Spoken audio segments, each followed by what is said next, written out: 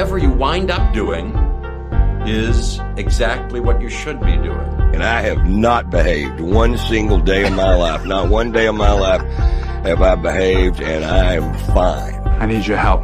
I can't tell you what it is. You can never ask me about it later, and we're gonna hurt some people.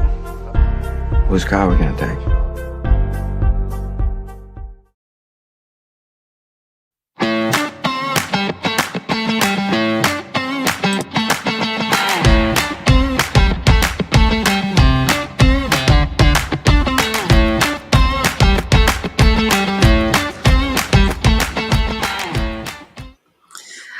It is another start to the work week. Happy Monday, and thank you for joining me on the Nikki Medoro Show, now on YouTube. And I say hello to all of my people watching on Facebook Live as well. That's a new way that I've been trying to get this show out there.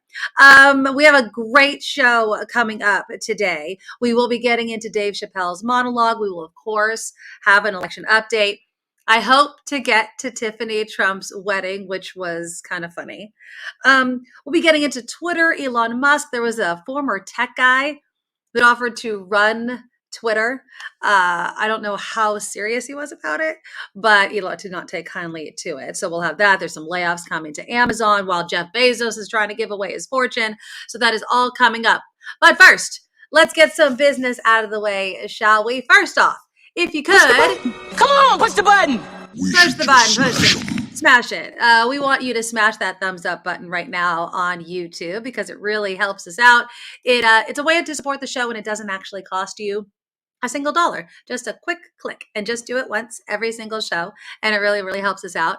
The super chat is live. If you're just joining us for the first time, you're like, what is super chat? Well, while you're creating this community, which is just forming and getting bigger every single day in the live chat room, you can get your comment or a super sticker or a super thanks. You can actually get it posted and pinned to the top. So we will definitely see it. Kim McAllister is going to slide all over to the news desk, and she likes to put them up so I could see them because I got a million things going on right here. So I want to make sure that I give the shout outs possible. But you can throw some dollars, throw us a lot of dollars, whatever you want to do. And we will be sure to get to those throughout the show. And then, of course, if you want to be part of a very special crew of people, you could be a monthly subscriber to our Patreon. You can find all the links to the shows to share with your friends and to our Patreon at the NikkiMedoroShow.com. That's the NikkiMedoroShow.com. And yeah, everybody out there that has been doing it, I have some things in the work. You'll have to forgive me. We're a one woman or two woman team when Kim comes over from news doing this show. And so we really appreciate everyone from, ground level on up supporting the show. So thank you so much. And then, of course, we do have to give a shout out to our founding exclusive sponsor, Steve Moskowitz. He'll be joining us during the show, but he is your tax guy. You got a tax issue? Did you get a letter from the IRS and you know they're hiring a bunch of people? If you're worried about it, give Steve a call. A AAA tax deal or MOSKOWITZLLP.com. That's my little jingle. Just give him a call. MoskowitzLLP.com, AAA tax deal, and he will help you with all of your tax needs. All right.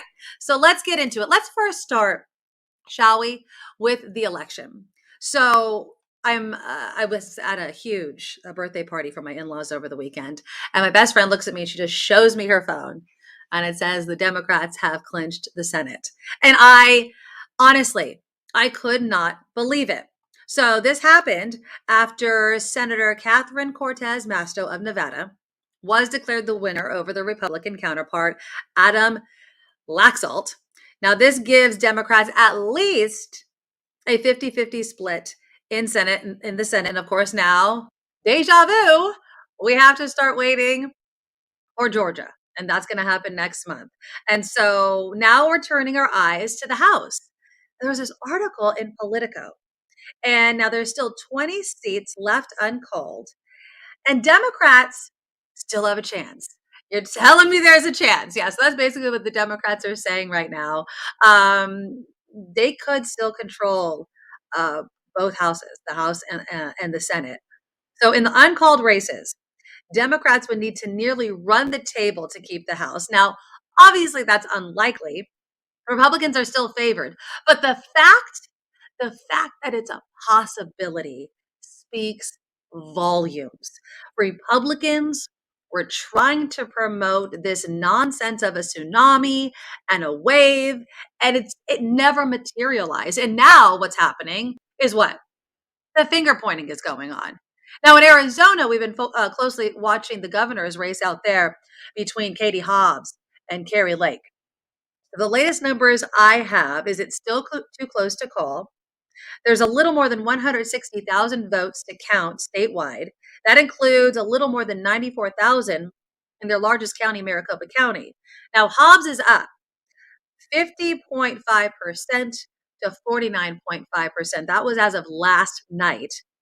Lake is losing Maricopa County 52 to 48%, but has started to pick up votes. This, of course, is as they count the ballots. They had a great, and we're going to get to Dave Chappelle, but they had a great SNL skit. I forget the actress's name. She's fabulous. But she was playing Carrie Lake, and she was being interviewed about the results. And of course, the whiplash you get, like, the reason the voting is too slow, there's fraud going on. They're like, oh, no, you're ahead. And that's why democracy wins. And just, it's a-okay system to use when I'm winning, and there has to be something terrible going on if I'm losing. And that's just a page straight from former President Trump. Now, former President Trump is, of course, blaming other people, as he's wont to do, for the losses. He was actually blaming Mitch McConnell. He took to his own Truth Social media site on Sunday, and he made the case that the midterms were Mitch McConnell's fault. He says the Senate GOP's campaign arm was not spending big in the Arizona race between Blake Masters and Senator Mark Kelly. You guys remember the clip that I played you before from Ted Cruz, right? Where Ted Cruz was saying that the former president is sitting on what, $100 million, if not more? He's not using any of that money in any of these races. So, I mean, I think it's a little bit of finger pointing back and forth. But this is what Trump wrote. It's Mitch McConnell's fault. Spending money to defeat great Republican candidates instead of backing Blake Masters and others was a big mistake. No, the mistake was that Republicans are criticizing without any sort of solution. It's easy to criticize. It's harder to solve. And of course, then we have the race or the question, I guess I should say, of who is going to be House Speaker if, like it looks, I mean, there's still a shot, but if it looks like Republicans take it over. Well, our favorite person to dunk on, Congresswoman Marjorie Taylor Greene of Georgia, actually was throwing her support behind Kevin McCarthy for Speaker.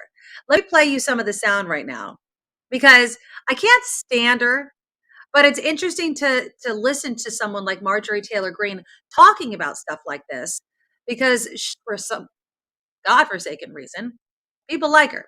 So here's Marjorie Taylor Greene. And politics is a blood sport. And because it is so difficult and you have to fight as hard as possible, and Steve, you know what that's like, we have to dig in sometimes, and we have to do everything we can to stop our enemy. And the enemy is the Democrat Party. That's the enemy of America, because they are destroying our country and selling us out. Right. And so this is why our conference has to unify. And I say this, Andy Biggs is one of my dearest friends. I love him to death. Matt Gaetz, closest ally, somebody I trust all the time. Of course you trust him all the time. He's an asshat like you. All of these people that are involved in this challenge are my friends. And if, Jake Sherman wants to call it the MTG wing of the party, so be it. But I'm also willing to step out, and I know the ground. I know how it works on the inside and the outside. And we have to put someone in for speaker that is going to be elected and not allow the Democrats to pull away one or two, because that's what they want to do. And they can do it. Believe me, it can be done. We have Republicans in there that would possibly make a deal, as hard as that is for people to believe. Listen to what she just said. God forbid they get anything done. Let's welcome Kim to the show. Good morning, Kim. I was just playing MTG saying that she support Kevin McCarthy as speaker because she worries that some Republicans would make deals with Democrats. I mean, isn't that what we're electing them to do? Yes. Is to figure out problems and actually solve them. But Marjorie Taylor Greene continues to want to be that fly in the ointment of progress for this country. She's horrifying. She's awful. horrifying. But I am surprised she's saying that, because I was reading this morning that Trump is trying to protect McCarthy. He wants him in there. And it's interesting to see, like, what are we not fully seeing? And I think the only thing is that they look at McCarthy as someone that they can control, because look, McCarthy had what, a heartbeat of a conscience after January 6th, then went right back and towed the line that they wanted him to tow. And they know that McCarthy will put party over country. So why wouldn't they want him as the speaker? God forbid you have someone that wants to work across the aisle. God forbid you want to have somebody that will actually compromise. No, that does them no good. It doesn't create the Marjorie Taylor Greene wing of the Republican Party to compromise. They lose all their power if they do that. It's ridiculous. Now, there is some disappointing news on the Democratic side. President Biden has come out and says he does not expect congressional Democrats to have enough votes to codify Roe v. Wade. He says, I just don't think there's enough votes unless something happens unusual in the House. Mm-hmm. He went on to say, I think we're going to get very close, but I don't think that we're going to make it. Now, of course, exit polls have showed that voters named abortion as one of the top issues motivating them to vote, which went against what many people thought leading up to the midterms. And then after the fact, you're like, oh no, wait, people do give a crap whether or not they have any control over bringing a person into this world. It's disappointing, but unless something like the president says happens, we're not going to get there. And I only hope that Republicans have read the writing on the wall and won't try to do what others were saying and make the ban nationwide instead of leaving it up to the states. Yeah, I was surprised it was so close. There's still some states that are outstanding, but right now, according to CNN, it's 208 for the Democrats, I think, and 214 for Republicans. I'll double check that. Okay. Yeah. I mean, it's still undecided. I was mentioning there's like 20 uncalled races, but still the fact that we kept the Senate is huge. If they would have had both, who knows where this country would have gone. So CNN is putting it 204 Democrats in the House to 212 Republicans, and you need to get to 218. And so far, no one has. But it's looking more like like you said, like it's going to swing toward the Republicans in the House. Yeah. I mean, it's just, you wonder how we got here, right? You just wonder how we got here and why it has to be this way. You know, when you talk about the truth about politics, I think that you can make arguments that a lot of politicians have the same flaws, whether they're a Republican or a Democrat, right? I mean, you're in politics, you want to stay in politics, you do get lobbied. You do want to hold firm on certain issues that others may disagree with. Those things are true. But what is it that has convinced people to vote for idiots like Marjorie Taylor Greene or, and I'll be honest, former President Trump? Like, how did we get there? And I don't know. Did you watch the Dave Chappelle on SNL this weekend, Kim? I didn't see it, no. Okay. Well, you know, we're going to get into it right now, but he opened up talking about Trump, right? I mean, he was saying this, could this be the end of Trump or what have you? And I want to play you a little bit of it. I'm going to play it off Twitter just in case YouTube gets mad at me. But now again, I do believe that Dave Chappelle crosses the line for people all the time. But I also think that comedians have been doing that since comedy existed. So if anybody's offended by anything that Dave Chappelle said on Saturday Night Live, you're just going to have to deal with it for a little bit while we dissect a little bit about what he said. Now let's start with Trump. Here is Dave Chappelle, and it was pretty funny. In the end of the Trump era. Now, okay, I can see how in New York you might believe this is the end of his era. I'm just being talking about Trump. I live in Ohio. Can you turn it up? The poor whites. Can I turn it up? A lot of you don't understand why Trump was so popular, but let me pause it there. Can you even hear it? If you can't hear it, there's no sense in it's playing. Low. It's low. I can hear it, but it's low. Oh, I don't know why. I don't know why some things are low on here and some things are not low on here, but I turned it up on my computer. I'm going to say that this point has been made before. And I'm going to play a little bit more because he gets into kind of taxes and the fact that Trump, say what you will about politicians and say what you will about Democrats versus Republicans.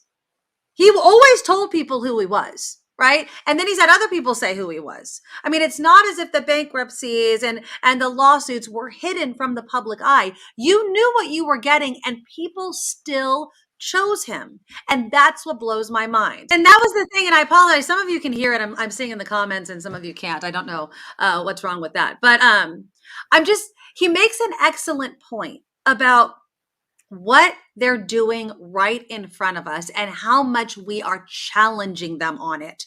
Changing the tax law, right? Republicans changed it to benefit their supporters. We know it. They know it. And they will sell us a line of BS, making it seem like that's not what they're doing. And it is what they've done and will continue to do. Well, is it a surprise when we keep voting for the people that benefit by that? No. Exactly. All this name recognition and never wanting to go against the party. Now, when we're talking about certain issues like Roe v. Wade or what have you, there's a huge difference, I believe, there. Voting for people because your business does better under this person or that, or you lobbied them hard enough, even though it hurts the rest of the country, it just blows my mind. I just don't get it. And I don't get why they're continuing. I mean, I played you that clip of Marjorie Taylor Greene. And she has power, but nobody can tell me why. Why does she have power? And the only thing I could think of is because she knows how to needle the Democrats, and that gives her clout with some and enough American voters. Oh my goodness, is this true? Jay Lee with a $50 donation into our super chat. Thank you, Jay. And I want to read this message. MTG, Marjorie Taylor Greene really annoys me. We share that. How or why the hell did she get reelected? She and her Rat Pack group do absolutely nothing as legislators and only spews total crap and trying to stir up crap. Crap voters vote and elect crap politicians. I don't understand it. And Nick says, Jay Lee, that's why she got reelected. I'd love, and I don't know Georgia. And so again, one of these bubbles that I am living in, I would love for someone to go out to where the area in which she represents. And I would love for them to laundry list the things that she has done that has made their lives better. What is it? What could it possibly be? Because I just can't get it. I just can't get it at all. Yeah. Debbie Costantino.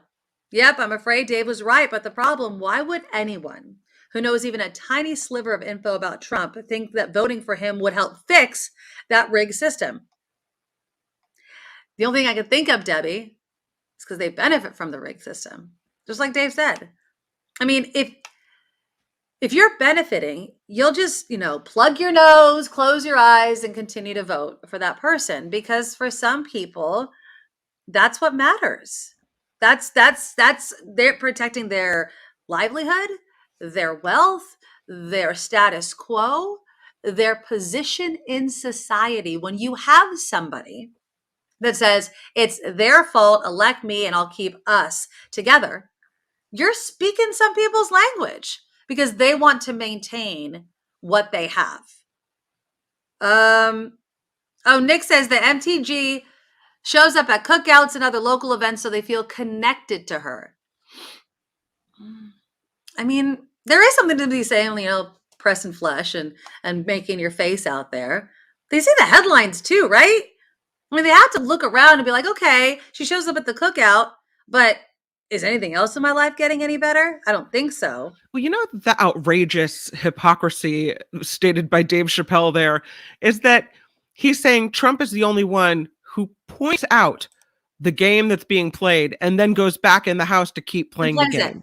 Yep. So you would think that if you're ready to point out that the game is being played in such an unfair manner, that you would be then commiserating with the people who are, left on the other side of it and ready to take action to make the system more fair. But that is not who he is, and that is not what happened. So what's the point of calling it out if you're just going to go right back to it? Yeah, I mean, I think calling it out is because he knows they're not going to do anything about it. They're not. Like, they get to stand on their high horse and be like, he's rigging the system or he's exploiting the system. And he's like, okay, you could change it, but you're not going to. So he's calling their bluff. And he won because he won the presidency. Now, I think his game is getting tired. I think enough Americans have seen through the BS and the entertainment aspect of the former president to get over it. But who's going to be next? You heard MTG mention Gates, and Ron DeSantis is likely going to become the Republican nominee if Trump doesn't run. And again, the jury's still out for me on whether or not I want Trump to run. Very interesting for him and DeSantis to go head to head, but that's up to them. I don't understand, and I don't think I ever fully will understand why certain people vote for these people.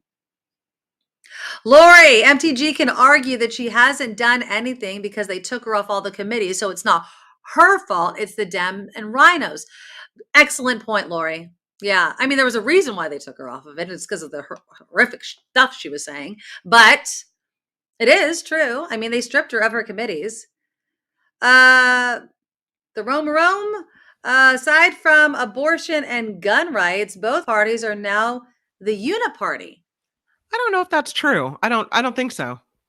I don't think that that's true at all. I mean, besides abortion, gun rights, student loan forgiveness, climate change, healthcare. I mean, there's a lot of issues of which Democrats and Republicans do not agree on. I mean, in my opinion, there's one party that actually wants to do something about these problems that Americans are dealing with. And there's others that just say, look at this problem. It's the Dems' fault, but we have no idea how to fix it.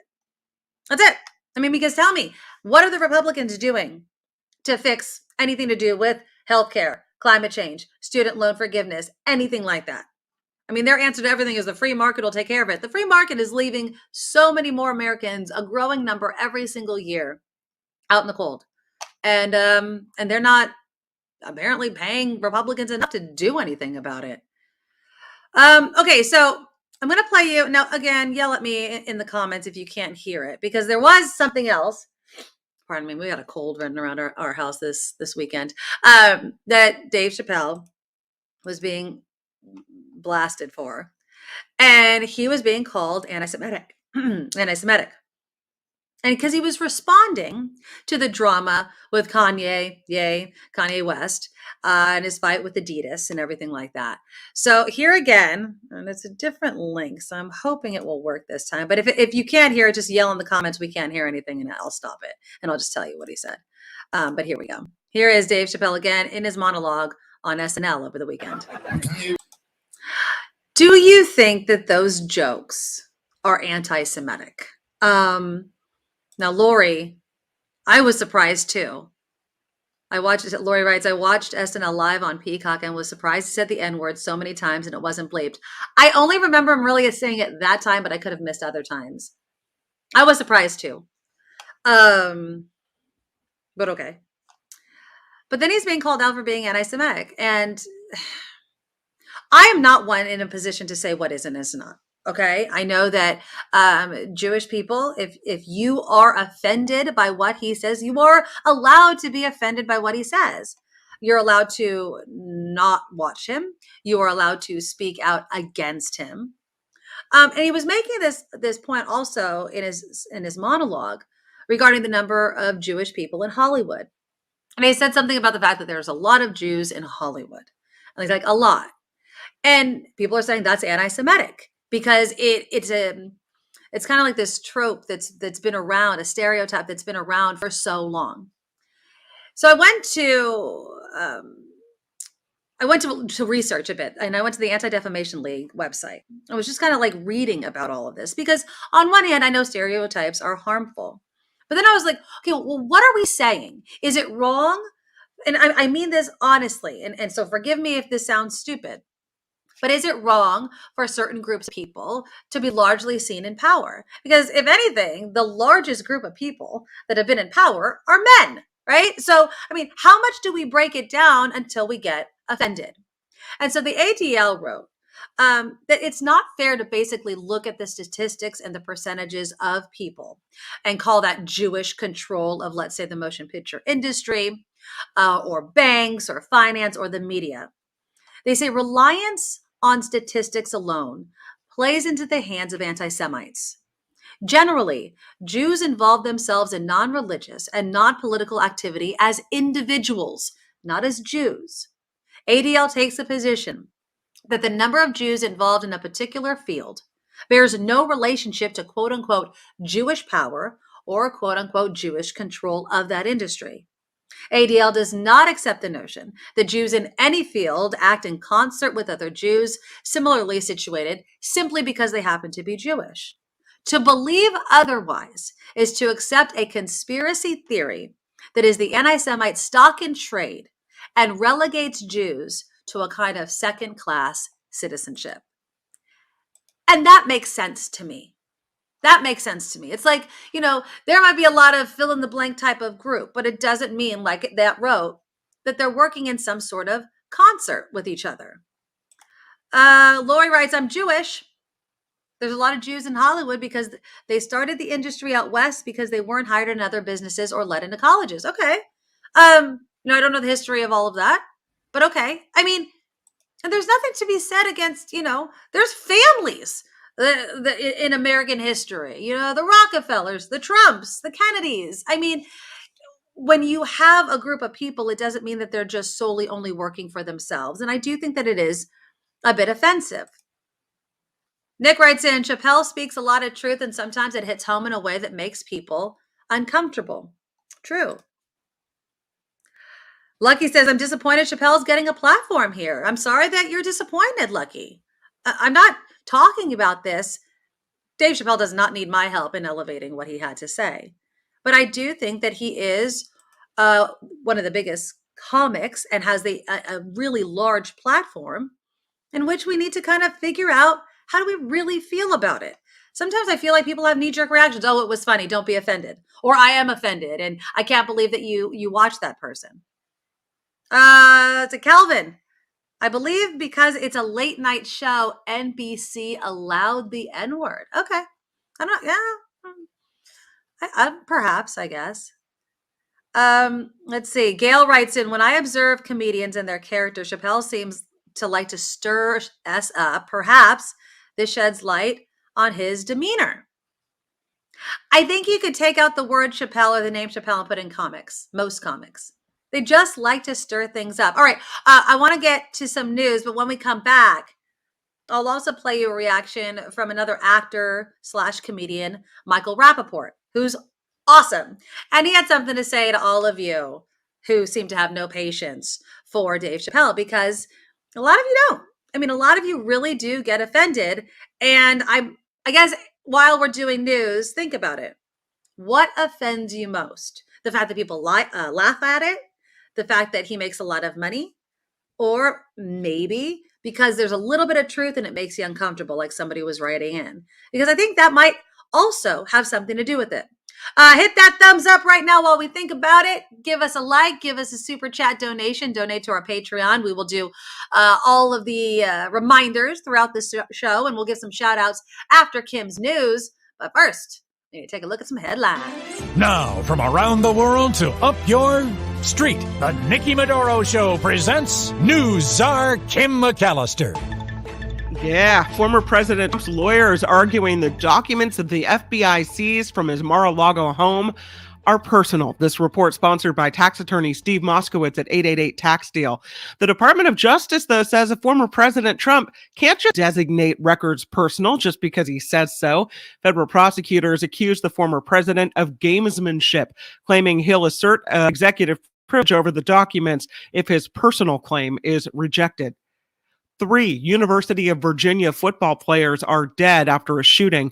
They were killed yesterday, allegedly by a former football player, Christopher Darnell Jones Jr., who's been since caught by police. The shooting took place aboard a charter bus after the students were returning to campus. Airport screeners across the nation getting a refresher after their colleagues at a Cincinnati area airport mishandled a man who allegedly boarded a flight with box cutters and threatened other passengers. The TSA says the man showed up at the Cincinnati Northern Kentucky airport with 2 backpacks for a Tampa-bound Frontier Airlines flight, that staffers missed them on the image scanners. Then they gave back one cutter discovered in a manual search. The TSA says it will issue reminders to screeners about how to handle all prohibited items and how to use scanners, with a refresher training at airports in Kentucky especially. More and more companies here in California are moving their headquarters out of state at a rate never seen before. That, according to a report published by Hoover Institution this month. It shows just more than 150 California corporations relocated in 2021. That's double the number from the year before. Top 5 states the companies were relocated to: Texas, Tennessee, Nevada, Florida, and Arizona. Actor Alec Baldwin is suing the crew members who gave him the loaded gun on the Rust movie set outside Santa Fe, New Mexico last year. He was using a gun in rehearsal that went off and killed cinematographer Helena Hutchins. Baldwin claims the negligence of the crew members led to that shooting. Jay Leno seriously injured after suffering burns to the face in a car fire. TMZ reporting Leno was in the Los Angeles garage where he stores his cars when one of them burst into flames. He suffered burns on the left side of his face, no damage done to his eye or ear. He is currently hospitalized, his condition unknown, though he did tweet out a message to people saying he's all right, just down for the count for a couple weeks.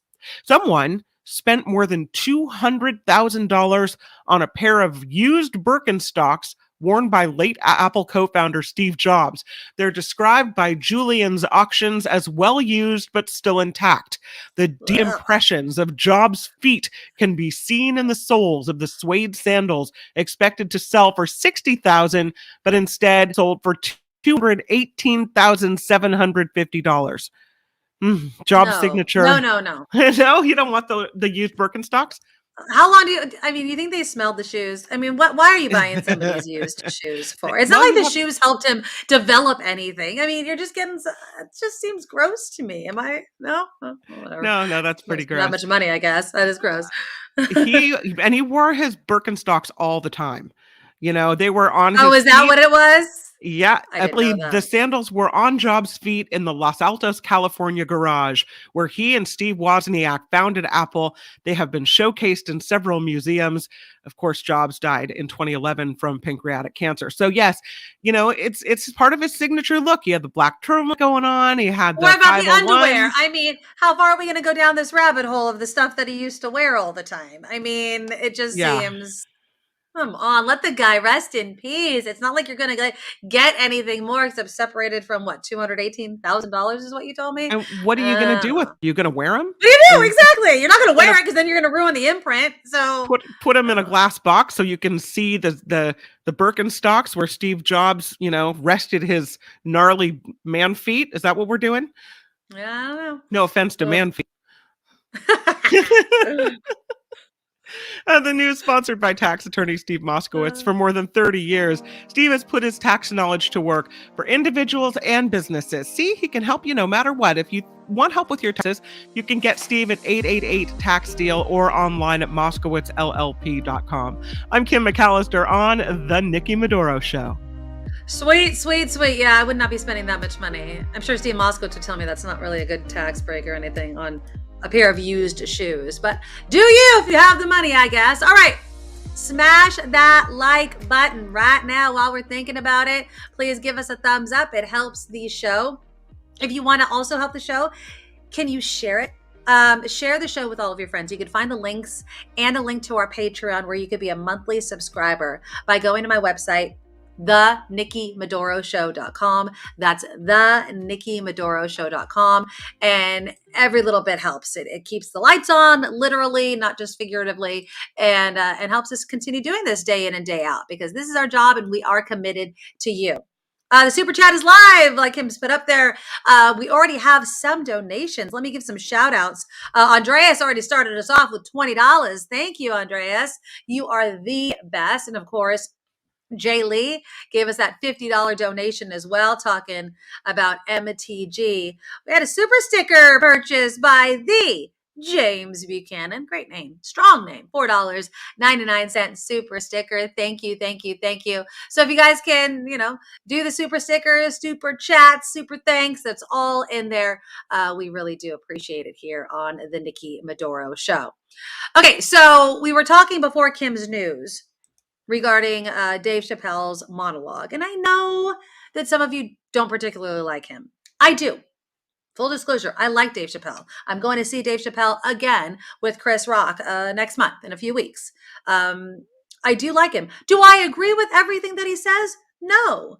Did I think that he, really did hurt people with one of his last specials, The Closer? Yes, I do. Do I still watch him? Yes, I do. And I don't necessarily think that makes me a bad person, although you might disagree. But Sherry chatted this in. And if everyone started making Black jokes again, what then? I agree with freedom of speech, but why protect only this group and not that group? Okay. One, jokes are made about Black people. They are. Dave Chappelle makes jokes about Black people. But because he's Black, maybe it's okay. But you're right. I think it's something to really think about.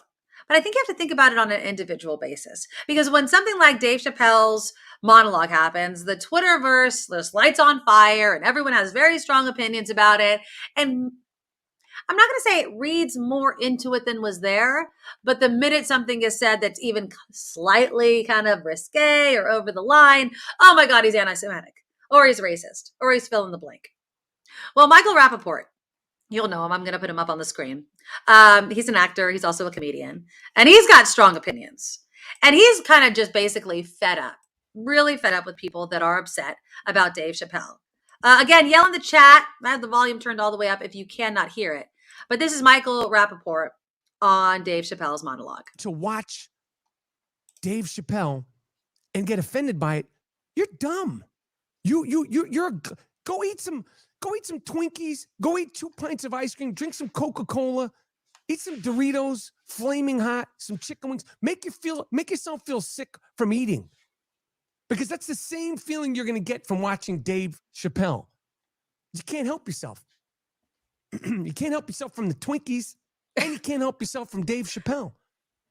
Because after Dave Chappelle hosts Saturday Night Live this weekend, Twitter, this fake place that somehow, some way has so much control, has so much say over what goes on in the world politically, socially, in Hollywood, is going to be flooded with people that are so upset that he hosted the show and what he said and what bit he said and what he didn't say and what he didn't apologize and he did apologize. They're going to be, and I'm like, why are you still watching him? Mark my words, Sunday morning is going to be filled. Dave Chappelle will be trending on Twitter by people that are upset that he hosted Saturday Night Live and they watched it and this upset. Why are you still watching him? You know he's going to offend you little bitch, you. And I say bitch, that's across the board. Man, female, binary, non-binary. All right, so that's Michael Rappaport talking about Dave Chappelle's SNL thing. And I think he has a point. It's like people seek out offense, right? You know Dave Chappelle. You can't say, oh, I didn't know he told jokes like that. Yeah, Randy, if you don't like Chappelle, don't listen to him. Easy. Then there's the question, though. Should Dave Chappelle be more responsible because he has such a huge platform? You could influence people this way or that way. That's not Dave Chappelle's job. Dave Chappelle is a comedian. And he's always been a comedian that pushed the line, right? And again, he has said things on Chappelle's show against Black people that were highly offensive, and he didn't give 2 licks. Nope, didn't care. And he said it, and it made him famous. So if you don't like him, don't listen to him. But I just don't understand people that seek out offense. I really, really don't. All right. Well, I hope that some people are saying they heard the audio and it was fine. Other people are saying that they don't hear it. I apologize. We'll try to fix everything like that. I think it's just kind of playing from different websites on whether or not you can hear it that well. Michael Richards Somebody was bringing up Michael Richards' gala. I don't know what the MN was. I know he was saying really I think he was under the influence of something, and he was on stage and he was talking pretty bad as well. Yeah. And he didn't use offensive words like Dave Chappelle does. Dave Chappelle kind of does it to make a point, right? Right. And he's going somewhere with it. The Michael Richards thing, he just kind of went off on a rant and was overly saying racist things in a racist way. Yeah, I mean, it was pretty bad. I mean, I don't know if you can, if is the word, or is the context of the way the word is used important to you? Oh, context always matters. Right.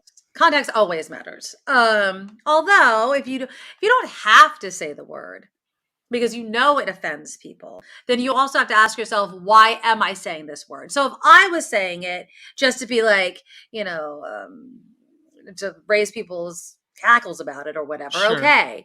Or be controversial is the word I'm really looking for. Okay, but is that my MO? Am I a comedian? Is that what I'm paid to do? No, I'm probably just saying it so maybe I'll go viral or something. And if it's that reason, I don't really have that much respect for it. If it's the way you've always spoke, right? Like Dave Chappelle's always spoken in this way, use certain words. So it's not a surprise to those that listen to him. It seems authentic. I don't know if that's the right word, but it's him. He has not changed who he is. People have just decided that they don't like it or they like him. It doesn't matter because he's rich either way. Absolutely. Yeah. TG, context matters. Right. And Lori, she chatted in, I try to understand other people's biases by trying to empathize with their specific life experiences. True. But again, and I think I'm just going to end it on this because we could talk about Dave Chappelle for hours on end. He's also a comedian. And what has comedy been? I always think back to like Eddie Murphy and Richard Pryor and the things that they said about, gay people, Black people, name a bunch of different groups. They weren't canceled because back then it was different. Now we understand, why things are offended, but that doesn't mean that the comedy changes about it. And we're just going to have to disagree about it completely. Kim, will you do me a favor? Because I've just realized that I forgot to send Steve Moskowitz. I guess I forgot to send you. I forgot to send him the link to the show. So will you please hop off and I'll move on and talk a little bit of football while Kim does that. Thank you. I don't know how I forgot to send him that. So that was comedy. This is also comedy, okay? And so before all of you start hating on me on Station X, I made it abundantly clear that I was a 49er fan. I continue to be a 49er fan. We won that game yesterday. It was not easy, and it was Sunday Night Football, so we really wanted to win that one, right? Well, the same can't be said for a team that I've made abundantly clear I do not like. So if I have any Raider fans watching me right now, don't hate me. I've always been this way, just like Dave Chappelle. I do not care for the Raiders. They're not even a Bay Area team anymore, so I feel I have even more right to talk crap about them. But I'm going to play you Derek Carr's post-game interview. They lost again.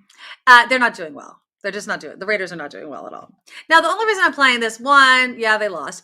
But listen to what Derek Carr was saying. He got really emotional because of how much work they put into the game. And just listen to the points he's making, and it makes me think, why the hell are you still playing this game if this is what it's doing to you? So again, this is Raiders quarterback Derek Carr. And I think he mentions Josh, and he means his coach, Josh McDaniels, when he's talking about it. And then you tell me in the chat, should they still continue to play this game if this is what it's doing to these guys? I love Josh. I love the car. I love our coaches. They've had nothing but success, way more success than I've ever had, and, I'm sorry.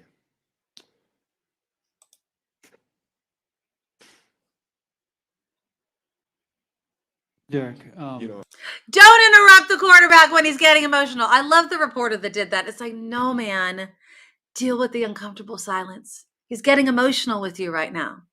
Sorry. Continue. To finish that, sorry for being emotional. I'm just pissed off. Oh, bad language. About some of the things, that a lot of us try and do just to practice what we put our bodies through just to sleep at night.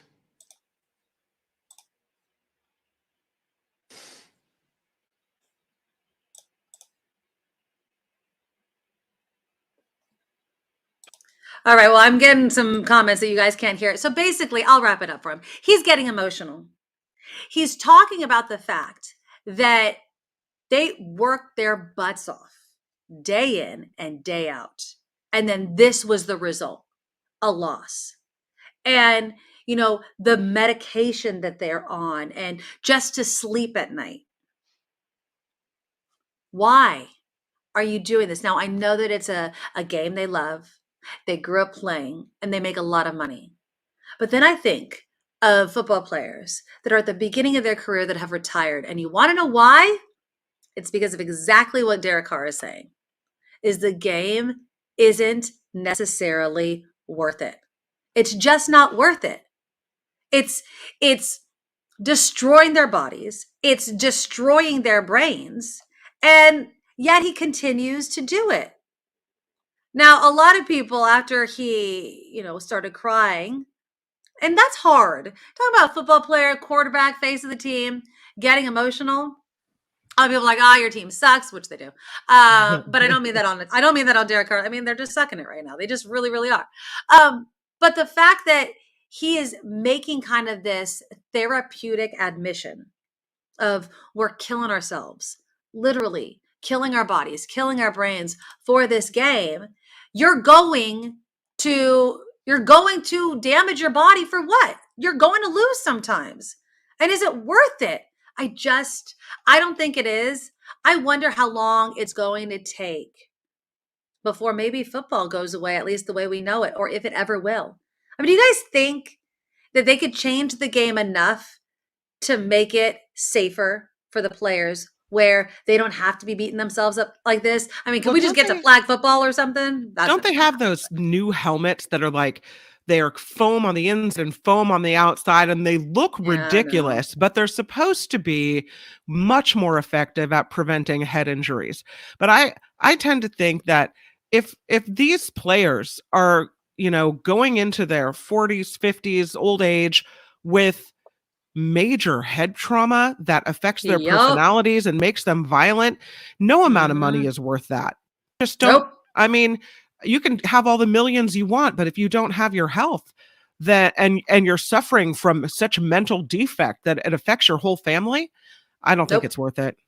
I don't think it's worth it either. And maybe that's why Giselle dumped Brady. She's like, look, at some point you're going to be done playing football and I'm going to have to deal with your broken body and broken head, right? I mean, it's not that she doesn't want to do that, but if you see the effects of something so dangerous and your husband is choosing to do that. Now, again, we don't know everything. There could have been something else going on. I was just online and I saw that Giselle was spotted with a new man over the weekend. Apparently her jiu-jitsu instructor was in Costa Rica. I saw that, and people are like, everyone thinks their marriage ended so abruptly, but really they're saying the innuendo is that she's been carrying on with this Joaquin for quite a while.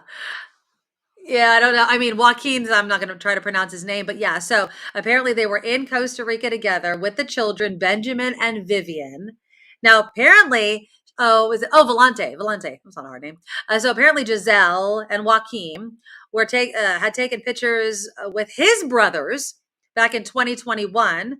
So they've taken pictures doing jiu-jitsu before. I can't see another picture of his face, but the one that I'm seeing down here, he looks all right. I mean, he's no Tom Brady. And Tom Brady's an attractive guy, even though. I was like, I mean, anything after Tom Brady is, you know. I mean, he's an attractive. I mean, if he becomes a Niner, I guess I'll have to like him more, but that's the other rumor, is that Tom Brady's going to become a Niner. So we have Tom Brady and Jimmy Garoppolo, who were together before, and now they're together again. That's just a story made for the headlines. Oh my goodness. But yeah, as far as Derek Carr getting emotional about the game and the game in general, you guys know I love football. I do. I love watching it. It's a game I understand when I watch it and all those, but I would not want to see people like dying or getting brain damage forever because of it. Make the game safer. Just make it safer. So you think that Jimmy Garoppolo, I mean, not Jimmy Garoppolo, but Tom Brady is coming to wrap up his career as a 49er? I mean, it would make sense. He's from San Mateo. So he's wanted to play for the Niners. Yeah. Ending on his own home base turf. Obviously, you know, I mean, we won again. He would love to get it. He would love it. Yeah, he would love to come back. But we are in need of a successful quarterback. So I could have one. We just won. We just won. I mean, I'm a Garoppolo fan myself. I don't care whether he wins or loses. I just like him on the field. I just want to. I know you do. Yeah, I know you do. He's a hottie patati. I get it. No, I think that Tom Brady. I mean, that's just the rumor. I don't know if it would really happen. What we'd have to do to get Tom Brady. I like Jimmy Garoppolo, but again, getting Jimmy and Tom back together because he was Tom Brady's backup quarterback, of course. God, but how many times is Jimmy going to play second fiddle before people are like, no, you're our quarterback? So yeah, I don't know if it would actually happen. It's kind of hurtful. It's like no matter whether he leads you to the championship game, the games are being won, and still we're like, Tom, huh? I love it. Okay. I love it. I love it. I love it. I love it. Okay, so coming up after the news, there's a bunch of stuff. I know you did it in your news, but I love the fact that Dolly Parton is getting a bunch of money from Jeff Bezos. She's such a cool person. Don't we love her? I mean, love her. You look at what she does with her money. She's funding literacy by giving free books to the children of America. And, you know, COVID hits. She decides she's going to toss some money at a vaccine effort to create a vaccine. Dolly's like the person where, you know, other people might be selfish with it, might do whatever. Dolly's got it going on. She's like, let's narrow down what's important. You know, educating children and saving humanity. Well done, Dolly Parton. Yeah, exactly. I mean, and the fact is, you know, she's huge. I was listening to some people on the radio this morning talking about Dolly Parton and the money. They were saying, this one guy was like, I'm not a huge Dolly Parton fan. Obviously, I know who she is. But he went to one of these like bluegrass festivals or something. And he's like, when Dolly Parton was on stage, he's like, people were hanging from the trees just to get a glimpse of her. That's how huge she is. And you don't think about it because Dolly Parton's just been around forever. But she's huge and big heart and getting this money from Bezos. But this headline also falls in line with a bunch of layoffs happening at Amazon, which just kind of goes hand in hand with the whole entire thing. So we will talk about that in the next hour. We'll get a little into Twitter. Elon Musk has declined a former tech CEO's offer to run the company. I think he found it a little insulting, but that's fine. We'll get into these teachers in Arizona who were fired because of their OnlyFans page, but I'm wondering who's really at fault here, the teachers, the students, or their parents. So we'll get into that. There was a crazy, another misbehaving on a plane story that I think the plane was going from San Francisco to Chicago. And it's National Pickle Day today, people, and I got a special pickle to show you coming up. Speaking of food, though, we have a couple of minutes. So on Friday, we were talking about maybe having a Friday food segment. You know what's coming back this week, Kim McAllister? What? Oh, is it your pizza? The pizza's already back, but it's at Taco Bell. It's the enchilada, which it's really sad to say. I was more affected by the pizza than the enchilada, even though I used to eat the enchilada all the time back in the day. So it's kind of like a wet burrito. So it has like beans and meat on the inside and the sauce on the outside, kind of that sort of thing. So it's coming back on Thursday. So I'm thinking on Friday, we'll get a DoorDash delivered and we'll try it and we'll see if it tastes the same. So if anybody wants to join us, I think we're going to do that on Friday. I think that'll be fun, right? Like we'll see, is it the same? Is it worth it? And apparently one of the big questions around the enchilada is, does it still have the black olives, which I never saw or got? And I don't like black olives, so I don't want it. I'm going to be ordering it without it. But so that's gonna be maybe our Friday food segment. If you have any other food you'd like us to try on Fridays, let us know either in the live chat or, of course, you can email me the NikkiMedoroShow.com, the Nikki Medoro Show Oh, I'm sorry. The Nikki Medoro Show at gmail.com is my email address. And we'll get some Friday food up here and see what we like, see what we don't like, and do all of that kind of stuff. So that's coming up. But first, let's head on over to the news desk with Kim McAllister. Now, from around the world to up your street, the Nikki Medoro Show presents News Czar Kim McAllister. This report sponsored by tax attorney Steve Moskowitz at 888 Tax Deal. Hopefully, Nikki is contacting Steve as we speak. President Biden says Democrats probably won't have enough votes in the House to codify Roe v. Wade into law. The landmark decision overturned by the Supreme Court this summer, it protected a woman's abortion decades. This comes as Democrats will retain control of the Senate after last week's election. Control of the House remains up in the air. This is a pretty strong storm system moving across the United States toward the south. The Gulf Coast region may see heavy rain, large hail, and tornadoes. The director of the CIA is warning Russian officials against the use of nuclear weapons in Ukraine. Reports say CIA Director William Burns met with his Russian counterpart in Turkey and warned that Russia would face consequences if it used any nukes. The world's population expected to hit 8 billion people tomorrow, thanks to longer life expectancies, fewer maternal and child deaths, as well as better healthcare. India and China, the most populous countries in the world, with more than 1 billion people each. One of the nation's largest investment banks says inflation is to ease in a significant way next year. Goldman Sachs making the prediction while talking about the Federal Reserve's preferred way to measure inflation, the Core Personal Consumption Expenditure Index, or PCE. Goldman Sachs says that'll fall to just under 3% by the end of next year. But you know what I wonder? All the places that have raised prices because of inflation, are they then going to see the prices go back down? You know, if the price of a burrito rose, is the burrito place going to put the price back down? We'll see how it all works out. An investigation is underway after a deadly midair collision after an air show in Dallas. Officials with the National Transportation Safety Board say 6 people died when a small World War II-era fighter plane smashed into a Boeing B-17 Flying Fortress on Saturday. No injuries on the ground. That crash, though, started a large fireball and it spread debris across a highway near the airport. The man who founded the Improv, helped many comedians get their start, from Robin Williams to Jimmy Fallon, has died. Bud Freeman died Saturday in Los Angeles. Adam Sandler, also one of the many comedians who paid tribute to the 90-year-old and his impact on business, tweeting that he can't thank the man enough for what he gave to all of us. Again, Bud Freeman, dead at the age of 90. And Jay Leno, we've been following this story all morning. He says he's okay after suffering burns to his after a car fire.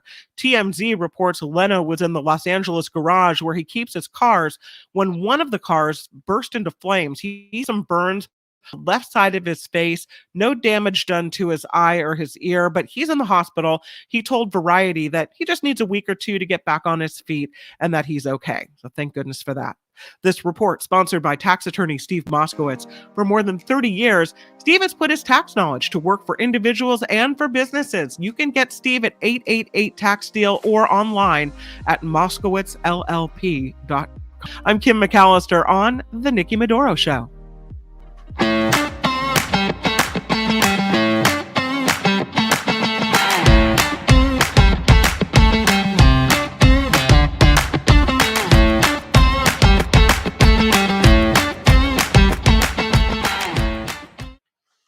All right, this is hour 2 of the Nikki Medoro Show with Kim McAllister. If you can right now, push the button. Come on, push the button. Yeah, hit that like button right underneath the video, that the YouTube video. If you're watching on YouTube, hello to everybody on Facebook Live. I had a friend, Kim, just this weekend at my in-laws' birthday party say, I love that you're on Facebook. It's so much easier for me to watch there. So thank you to everybody that's doing that.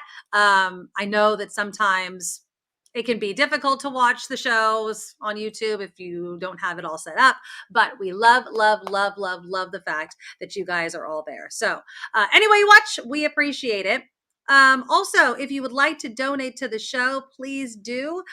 We have our monthly subscriber list growing. All the listeners that join us on Patreon, you are amazing and I adore you. So thank you so much. You can find a link to our Patreon by going to thenikkimedoroshow.com, thenikkimedoroshow.com. And of course, the super chat is live. We love everybody that has been able to donate any amount at all.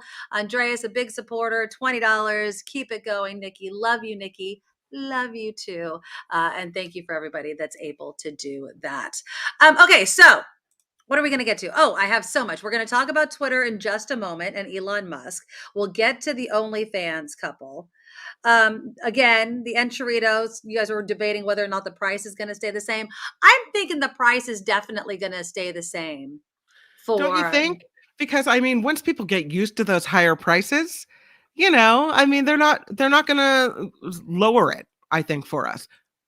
No, but I don't really feel like it was that expensive. The bean burrito at Taco Bell has gone up. It used to be like 99 cents. Now I think it's like $1.10, something like that. I don't know. But I mean, at restaurants, even mom and pop restaurants around the Bay Area, because of the cost of food and the cost of gas and every cost rising, everyone raised prices. But I feel like just because, you know, the cost goes down, those prices at restaurants, the cost the end consumer pays, other than us, really might not go down. All right. We'll see. All right. Now I'm seeing in the chat, that the pizza was definitely not the same. Yes, it wasn't. It does seem sometimes the quality control is off, but whatever. And then Floyd is calling the enchilada a half burrito, half enchilada. Oh, that's the name. So we're going to do that on Friday. That's going to be something fun that we do. Let's see. Okay. So let's get into Dolly Parton. Now we kind of touched on it before Kim's news. So Dolly has won $100 million from Jeff Bezos to quote unquote put to good use. So he wrote on Twitter the announcement. He says Dolly Parton, who leads with her heart and will put this $100 million reward to great use, helping so many people. She joins prior awardees Van Jones and Chef Jose Andres. Congrats, Dolly. Yeah, remember Van Jones? Got $100 million. Van Jones from CNN. Yeah, got $100 million. So it'll be interesting to use as he wants to. Okay. So, you know, probably donate to Democratic. Well, I mean, I think that actually, let me Google that. No, Van Jones had like specific nonprofits that he was reaching out to donate the money, but he also doesn't have to do it all in one fell swoop. So let's see. What is he doing? So Jose Andres spent it at the Ukraine border, also with the World Central Chicken, which makes sense since obviously he's a chef. Jones has background in the nonprofit world. He co-founded the Dream Corps, which supports reducing the prison population, a racial justice organization called Color of Change. He's also the founding CEO of Reform Alliance, which also has to deal with prison reform. So we'll see. I mean, you don't have to spend it all in one place. So, you know, perhaps it'll be good. But I want to see what Dolly Parton does with it. She hasn't made an announcement of what she's going to do with it, has she? I haven't heard but I trust her. Whatever she's going to pick, it's the right thing. Yeah, I think Dolly Parton has proven herself to be an amazing businesswoman and philanthropist. So, and she backed, you know, the COVID vaccine and all that sort of stuff. But when you hear that Jeff Bezos is giving away so much money, it has to also hurt that the company he founded, Amazon, could lay off as many as 10,000 employees this week. Now, obviously, we've talked about the firings at Meta and at Twitter. Amazon's cuts will reportedly focus on the company's devices business. That includes Alexa, okay? Also in human resources, which I laughed at. I'm like, if you cut human resources, who do they talk to when they're fired? But I don't know. It's retail unit. It's let's see, 10,000 workers would represent 3% of the company's corporate ranks and 1% of its overall workforce. What do you think it is? Do you think people are just done with Amazon? I mean, not done as in like not buying things or watching Prime, but it just doesn't have the power it once did. No, I feel like if anything, even more people are going to be using it. We've got the holiday season coming up. So we have more people buying things online. People are on Amazon Prime, it seems. So I don't know why the cutbacks. Yeah, it seems to me that when we think of Amazon, obviously we think about disrupting, right? Brick and mortars. Even though I'm correct, right? Amazon wanted to have a brick and mortar store, which made no sense whatsoever. So there's the disrupting aspect of it, but then COVID hit. And so we had everything delivered. So it could just be that because delivery was skyrocketing, it's just kind of getting back to normal. And maybe this is just a correction. Or people just want to start buying things again, like in the store and touch it and feel it and do those sorts of things. So we'll have to see. I don't think Amazon is going away anytime soon. The holidays are coming. Last year, I really tried my hardest not to buy on Amazon. If I was going to buy something online, I would go to the direct store's website instead of trying to find it on Amazon, because you could do that. All of a sudden you're like, I want this pad of paper, and you can go and buy it on Amazon, or you can actually go to the paper manufacturers. Paper is a stupid example, but you know what I'm saying. You can go to that company's website and just buy it directly from them, and sometimes get a better deal. It's you can sometimes do it with hotels, right? You can go to these, third-party sites. Sometimes if you call the hotel and you're talking to the front desk, you can get a better deal that way. So, Amazon, 10,000 people this week could be without a job. It's tough, but it's nothing new. It feels like heavy hits every time. Yeah. Every day I wake up, there's somebody else getting laid off. Right? I mean, I know that we just went through a layoff, but you've got Lyft, you've got the people at Twitter, you've got now the people at Amazon, you've got the people at Facebook. It's like every day there's another tech company or another Bay Area based company laying people off. It feels like all of a sudden everyone's affected. Yeah, I mean, I think this is kind of the recovery, the uneven recovery that we're experiencing right now, and it's hitting people in different ways. I mean, it hit us. It's going to hit the tech market. David Odell, big companies use the economy as an excuse to get rid of what they perceive as fat in their labor force, even if they're not directly affected. So smart. Yep. I mean, it's just like when companies raise their prices because of inflation, even though they're making record profits and they don't need to do it at all. But it gives them the best excuse to hide behind, right? It just gives them the best excuse. Harry writes in, big tech is shooting itself in the foot. Hold on. The economy is going to rebound and employees have a long memory. I love that you brought that up because I wanted to talk about this one story. And I can't find it because I think I let it go. So apparently, Elon Musk was trying to call out how slow things were in other countries on Twitter, and the employee retweeted it and said, "I've been working in this in 6 months. None of that is true," and he was promptly fired. So hopefully, it wasn't important. And then Elon Musk is taking out kind of a perk off the headquarters menu, literally. No more free employee lunches. So Elon Musk said that so few people were coming into the office that the cost of each lunch had risen to $400 per meal. What? Yeah, $400 per meal. So, but a former Twitter employee, speaking of Twitter employees, I ran this program up until a week ago when I resigned because I did not want to work for Mr. Musk. For breakfast and lunch, we spent $20 to $25 a day per person. Not cheap, but not $400. No. And then they wrote, this enabled employees to work through lunchtime and meetings. Attendance was anything from 20 to 50% in the office. So, yeah, I mean, we never got free lunches, Kim, except like pizza days sometimes, and that was about it. It's hard to feel bad for tech workers that, when the perks start getting cut, like, you you'll get your free chair massage anymore. Right, I'm sorry, exactly. is your nap pod closing? It's a bummer that you don't get to do your laundry at work. Really? You don't get breakfast, lunch, dinner, and snacks? I know. I'm playing a tiny violin for you. And then there was this tweet exchange. So here we go. John Legere, I think I'm pronouncing it right, is the former CEO of T-Mobile. And he wrote on Twitter, "Hi, Elon Musk. Maybe I should run Twitter. You can stop managing daily business and quote unquote content moderation and then support product technology. Let someone else run Twitter. I'm expensive, but so is what you paid for Twitter. P.S. Please be leadership example of how to retweet. All Elon Musk wrote back was no. He's all no. And then John Legere was like, well, that was a short interview. Fair enough. Can't say I didn't try. No means no. I don't know what Elon Musk is trying to do, but he's not doing it well. Let me just say that. He's just not doing it well. He's throwing everything at the kitchen sink instead of trying things out in the background. He shouldn't have fired so many people. Tony in San Antonio. Hey, Tony. Sounds like Musk is treating Twitter employees like he treated the people of Cali, like crap, right?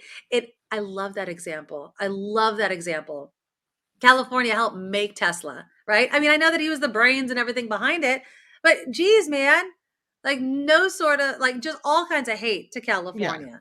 No, and I'm sure if you go to other states and you look around, you won't see the Teslas that you use in California, in Southern California and Northern California. It's like there's Teslas everywhere. Yeah. So how can you not thank a state that that has environmental policies in place that benefit your company, that has residents that have supported your company by signing on to the whole the electric vehicle thing and buying Teslas, and then you turn around and you move your headquarters somewhere else? Yeah. Well, middle finger to you, pal. There you go. Big old middle finger to you. Eric writes, no, Musk is doing a fine job of running Twitter into the ground. Absolutely. I don't know what he's doing. I don't know. And I will say this, I don't know if it's anecdotal or just because I've been busy kind of in my personal life. I feel like I'm not on Twitter as much because it's just full of all these stupid nonsense check marks and all kinds of stuff. Heather Kennedy, it does sound kind of silly, but when those perks are things that were part of your initial hiring package and office environment, having them taken away is a crappy deal. Such a good comment. Because there are some things where it could actually be a pay cut if you think about it. If they were providing lunch and it was like they're hiring you and lunch is included. And then all of a sudden you have to buy your lunch. I mean, that's less money in your pocket because you have to eat. No, I hear what Heather is saying, but even in our family, my husband worked for Google for a time, and I would say, how was your day? And go, oh, I got a chair massage today. It was great. Oh, nice God. for you. Really? Is your life so hard? Get that. Yeah, life is hard, right? He doesn't work there anymore, obviously. However, it's hard to feel sorry for that. And I get that when you're hired and you're all these things are on the table and then they're slowly whittled away, that it's a bummer. But it's not like you don't have a job. And it's not like you can't survive without your chair massage and lunch, right? I mean, some people might not feel like they could, Kim. I mean, their life may hinge on that daily massage. You never know. They used to come around in the afternoon with rolling a tray full of snacks by your desk. Like just where? At Google. Oh, how nice for them. Yeah, it was afternoon snacks. Well, I mean, I love that it was, if they had the money to do it, that's great. But I don't think that, it's something we're all going to get on board and feel bad about if it doesn't carry on. Yeah, but I am wondering about the impact of the layoffs, Amazon, Twitter, Meta, Facebook. But Harry writes in, after Facebook and Twitter layoffs, the unemployment rate in the Valley is still under 3%. Yeah, I think we're so used to the kind of the tech aspect of Silicon Valley that we don't know what to expect if tech kind of goes away. Or I don't think it'll ever fully go away, but just let's spread the love a little bit. Let's bring big companies into places that are more affordable so that we can build up those places and this place doesn't become so unaffordable for people just trying to make a living. Now, there's two people that are looking for new jobs, and it's this couple in Lake Havasu, Arizona. They've lost their teaching jobs after students discovered not only did they have an OnlyFans account together where they posted racy material, they filmed some of it. Yeah, they filmed some of it inside the classroom. Okay. Oh no. Yeah. So middle school students found the explicit content made on the OnlyFans account and began circulating it amongst themselves. Now, of course, they don't know how they found it. How do middle school students get a hold of that? I mean, what is They your have kid a searching? phone in their pocket. What do you mean? How do they find it? Well, They what are 7th and 8th OnlyFans graders .com. doing looking for porn? Am I the dumb one in the Yes. crowd? Yeah. Yes. Sorry. I love you to death. What do you mean? Yes. Kids, young boys want to look at boobs. Newsflash. News at 11. Like, yes. What would lead you to search for your teacher's name? There must be some rumor going around. There must have been like, oh, look for Miss Smith on, whatever. So yeah, okay. So I'm going to play you some sound. I'm not going to play the video because I know I'm reading in the comments we're having some video problems and I apologize. But here's some sound. Now, this is the teacher, the woman in the OnlyFans account. And she's trying to explain herself. Okay, she's trying to explain and apologize because obviously she's lost her job. I am already paying the consequence by losing my teaching certificate as well as losing the job that I loved most. I thoroughly enjoyed working with my coworkers, teaching my students science, and it brought joy to me every day. Looking back at the situation, I wholly regret creating the video in the classroom after school hours. But I felt trapped in my financial situation, and I felt this was the only way that my family would be able to survive. You buying it? I mean, do you think that she just did it because she wanted to make money and she needed it to supplement her bank account? Or do you think that she wanted an OnlyFans and was hoping to go viral and then screw the job after? Some teachers are paid. I mean, teachers don't make enough here in California. I hope they make enough to live on. But that we've heard stories about teachers getting second jobs in order to afford to live near where they work, right? So it could be that she's so woefully paid that she felt porn was her only, her best option. Yeah, so she had told this news outlet, so before filming adult content, she had been an advisor for several clubs and was going to coach softball in the spring to pick up extra money. And then they began filming content at the beginning of the summer to pay for necessities. But I'll play you one more clip, and this is her kind of calling out, her students and their parents. However, I do not believe that my name should be smeared throughout the community when I made one mistake that didn't affect anybody until other adults began allowing children access to my content. It has been quite concerning to me that parents are continuing to allow their children to comment, harass me and my family, and threaten myself as well as others connected to my social media, as well as follow pages that they knew themselves are not appropriate for minors. Yep, exactly. It's not appropriate for these kids to see it. Their parents are talking about it. It's one of those things where, oh my God, I'm so outraged. I don't want my kids to look at it. So kids, look at these things you shouldn't be looking at because I don't want you to look at it. It's stupid. And I think that the kids looked up every teacher. I think if a kid is going to go on OnlyFans, they're going to see who they know and who's the easiest person to Google. Your teacher. Do you care though? Would it bother one of your kids' teachers was doing that? No. I wouldn't care. I wouldn't care. I mean, as long as you're not, I think she crossed a line by filming stuff in the classroom.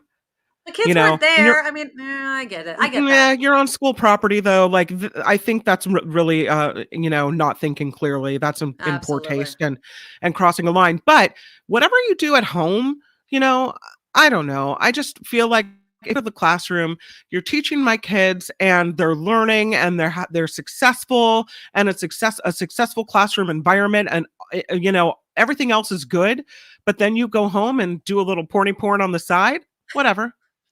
Porn. That's going to be the trademark of it all. All right. Well, let's bring someone. I'm not going to Google him. I'm not going to equate him to OnlyFans because he is a busy guy. He is our friend, our founding exclusive sponsor, Steve Moskowitz. I don't know the tax implications of being on OnlyFans, Steve, but I am sure if anyone out there had that question, you were the guy. Well, first of all, before the parents well, I'll go on by saying I'm not a parent. So this is a childless bachelor's opinion. So for what it's worth. But maybe if the schools paid the teachers something, they wouldn't have to resort to a side hustle. Exactly. Pay them decently. There you go. Now, when people do have money, they have to pay taxes, Steve.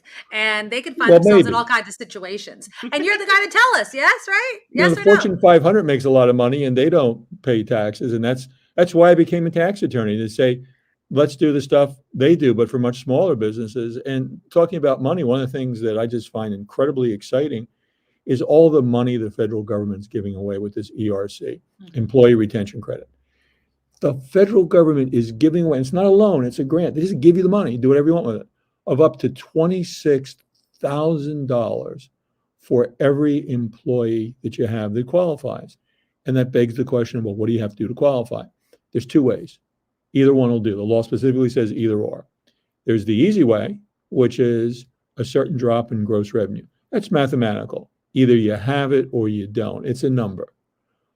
But a lot of firms, a lot of CPAs, and before I was a tax attorney, I was a CPA, are only using the easy way. And if you don't qualify into the easy way, say, well, that's it, no RC for you, goodbye, move on to the next client. We don't do that. We're willing to take the time and the effort to see if you qualify under the facts and circumstances test. And maybe you do, and maybe you don't. Not everybody qualifies, but a lot of people do. And sometimes I'll even give homework to the clients where I'll ask them a bunch of questions. Well, I don't know, maybe this could be. And I say, okay, get me a good answer, then we need to talk again. This is important. I don't want to leave any money on the table that's legally available to the client. On the other hand, let's say warning Will Robinson, warning, where there are some firms that are saying everybody qualifies, and the IRS is actively investigating fraudsters. And there's a lot of firms that have literally just popped up. They're not law firms, not even CPA firms. They just popped up to do ERC. And when the IRS has a few questions, they're going to just disappear into the night, and you'll never be able to get hold of them again. We're a law firm. We've been practicing tax law for over 30 years, and keep away from the extremes. You don't want to go to the firms that are only willing to do the easy way and not do the work for you, see if you qualify, if your gross revenue didn't drop by that amount. And obviously, you don't want to touch with an 11-foot pole. Some fraudsters want to get you in trouble. Do not commit tax fraud. Talk to us. Let's see if you qualify. And if you do, let's get every dollar to which you're legally entitled. You might have a lot of tax worries, but you don't have to be worried about calling Steve, because he's going to do it right, and he's going to do right by you, right by the government, so you can sleep the sleep of the innocent, like Steve loves to say. So give him a call, 888 Tax Deal or MOSKOWITZLLP.com. I've been waiting all day for that, Nikki.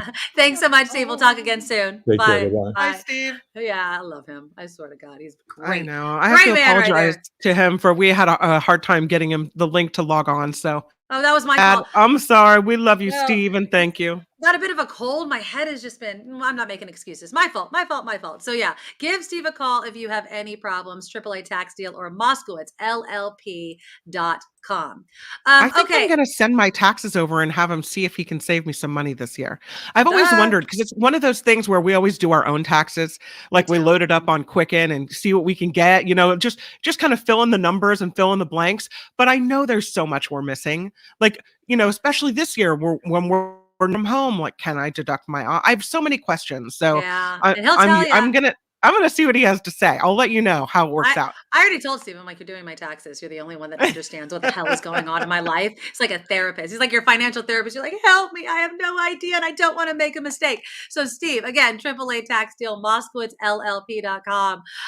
Okay, before we go to the news, some really funny comments coming in about the teachers that lost their jobs because of the OnlyFans. I didn't realize this. John Radley chatted in, agreed that she shouldn't have filmed on school grounds, but an article I read said she wasn't putting out content using her real name.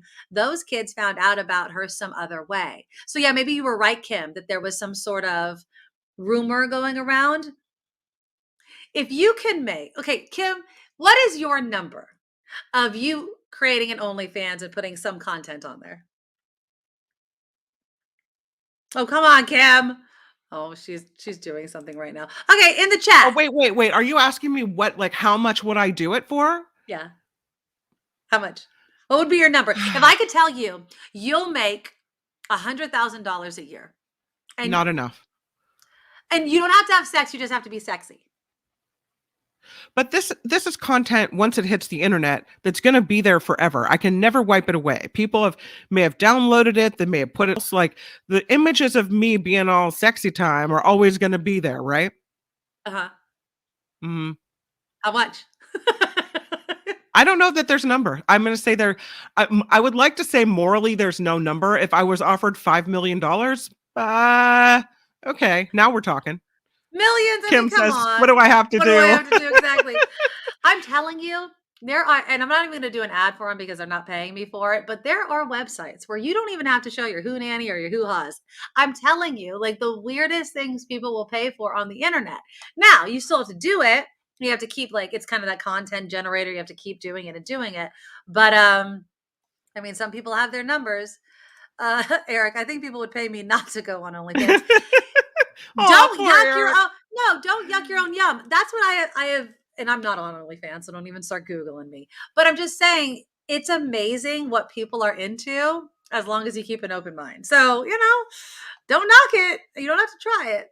I mean, if you said, well, all you have to do is show them your boobs. Just show them your boobs and you'll get $1 million. Part of me is like, you show your boobs. However, that's demeaning. That's really demeaning. Show me your boobs. I don't know. It's just your boobs. Know. I mean, why are your this is so funny. And I get it. People feel the same way about pornography and kids seeing it and those sorts of things. But honestly, are your boobs that bad? No. Boobs are great. You see boobs all of the time. So who cares? If you made a lot of money doing it, I don't know. I shouldn't do an ad for OnlyFans because it's not. If you want to do it, is what I'm saying. Oh, Calvin, yeah, exactly. You mean the foot fetish? Yeah, not showing the toes.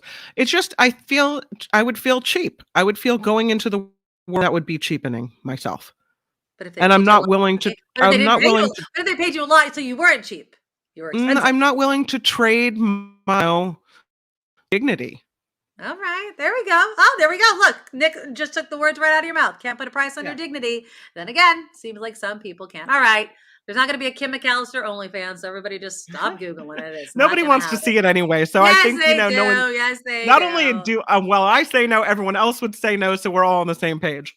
Oh, stop. All right. We're going to do some news headlines when we come back. A bunch of other stories. I do at least briefly want to get into the whole Cropgate. I'm going to call it Cropgate at Tiffany Trump's wedding, which is absolutely hilarious. But first, we got to take a look at some headlines. Now, from around the world to up your street, the Nikki Medoro Show presents News Czar Kim McAllister. And the news is sponsored by tax attorney Steve Moskowitz at 888 Tax Deal. President Biden believes more needs to be done to stop gun violence following a deadly shooting at the University of Virginia. The White House noting Biden is offering his condolences and saying too many families across the country are bearing the burden of gun violence. This comes after 3 University of Virginia football players were killed and 2 others injured while returning to campus from a field trip. A suspect has been arrested. A federal appeals court is temporarily blocking the Biden administration's loan forgiveness program. The injunction by the 8th Circuit Court of Appeals in St. Louis, just the latest in a series of legal challenges to the president's massive debt relief program. The Biden administration stopped accepting applications for the program late last week after a federal judge in Texas called it unconstitutional. Wall Street is closing lower as markets struggle for direction today. Investors also awaiting data on retail sales, jobless claims, and home sales this week. Twitter's new owner, Elon Musk, making more cuts. Outsourced content moderators learned over the weekend they're out of a job. Experts say it remains to be seen if Musk can turn the social media company around or if it's not going to make it. And Twitter has a new advertiser. Elon Musk's aerospace business, SpaceX, just ordered one of the larger advertising packages available from Twitter. The Takeover Page ad campaign will promote the SpaceX satellite internet service Starlink in Australia and Spain. That ad package cost $250,000. I bet he gave himself a deal. Apple will face off in court with the maker of the popular Fortnite video game. In 2020, Epic Games filed an antitrust lawsuit claiming Apple was illegally enriching itself while stifling the competition. Oral arguments in the 9th Circuit Court of Appeals start today. One of Babe Ruth's baseball gloves is fetching the most money ever at auction. At last weekend's Louisville Slugger Museum and Factory auction, an unidentified buyer shelled out just over $1.5 million for the mitt used by Ruth while he was playing for the legendary 1927 Yankees. According to Hunt Auctions, that glove was a gift from Ruth to Jimmy Austin, who was an infielder with the St. Louis Browns. And Marvel Studios' Black Panther Wakanda Forever is starting its theatrical run with a bang. The sequel film opened up with a $181 million at the domestic box office.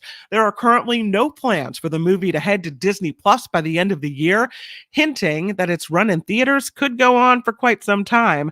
Some experts expect the film to make more than $500 million domestically before it heads to streaming. In total, the film made more than $330 million at the domestic and international box offices this last weekend. That's money. This report, sponsored by tax attorney Steve Moskowitz. For more than 30 years, Steve has put his tax knowledge to work for individuals and businesses alike. If you need help with your taxes, you can reach Steve at 888-TAX-DEAL or on the internet at moskowitzllp.com. McAllister on The Nikki Medoro Show. Thank you for joining us. I'm going to apologize for my video freezing apparently so much. You know what I did, Kim? Well, one, I took too much cough medicine this morning, apparently. But two, I did what Mark Thompson had done that one time. I unplugged everything this weekend.